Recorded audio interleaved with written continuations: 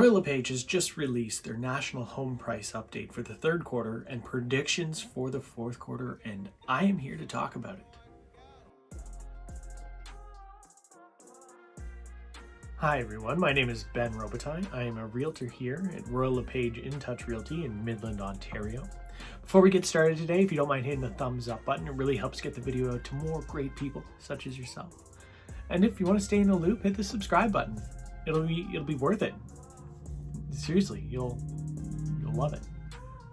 Anyway, LePage has just come out with their housing price update for Q3, and I'll link to it in the description down below, but in case you don't want to read it, here's a summary. So in the third quarter, nationally across all markets in Canada, the housing market saw a decrease of 4.9% quarter over quarter. Now this sounds like a lot, but because we had a big surge in prices at the beginning of the year, we're actually still above the average house price that we were at this time last year. And if we go back even further, if we go back to pre-pandemic prices, we are still up approximately 25% from the beginning of 2020, which is crazy to think about, because if you own a $500,000 house, in 2 years, you've made $125,000 in equity. I mean, most people don't even make that at their job. So that's a quick snapshot of Q3. I know it sounds bad, but once you put it into perspective, it's really not as bad as it seems. The sky isn't falling. But I mean, if you've been a seller or buyer in this market, this probably isn't surprising to you. Everything has kind of slowed down a little bit, and I'm sure you've felt the effects of what's going on out there.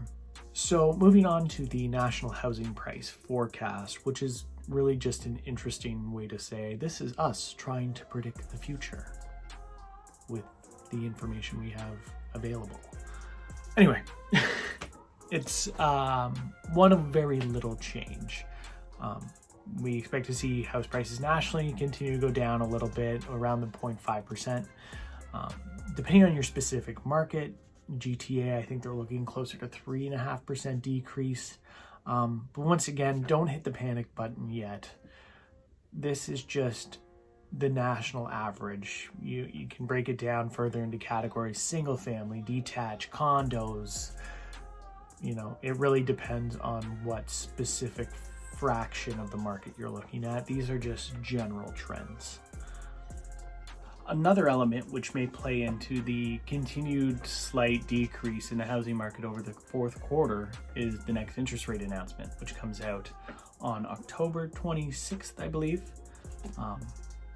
Likely the rate will go up a little bit more. How much is still unsure, but it could play a part on the market. Now, the buyers who are already pre-approved and have rate holds will mitigate that effect a little bit, but nonetheless, it's going to drive basically mortgage payments up. To put it into perspective a little bit, if you're a seller with a $750,000 home, the mortgage payment on $750,000 at 5% is just under $4,000 a month. If that rate goes to 6%, that mortgage payment goes north of $4,400 a month. So that's an extra $450 some odd dollars a month just to carry that mortgage. And from the buying side, if you're trying to keep your payment under the $4,000 a month mark, so at 5%, you were at $4,000 a month or just under. To stay under $4,000 a month at 6%, that mortgage would have to drop by $75,000 to $675,000. I'm not saying if you have a $750,000 house, it's now going to be worth $675,000. But it is important to keep in mind the affordability of that house has just been made a fair amount tougher. Well, that's all I have for you today. If you want to know more or you want to chat real estate, feel free to reach out to me through my website. It's linked down below as well. Once again, if you like this video, please give it a thumbs up. And if you want to stay in the loop, subscribe. Until then, I'll see you in the next one. Now go on. Get out of here. Go on, get. Go.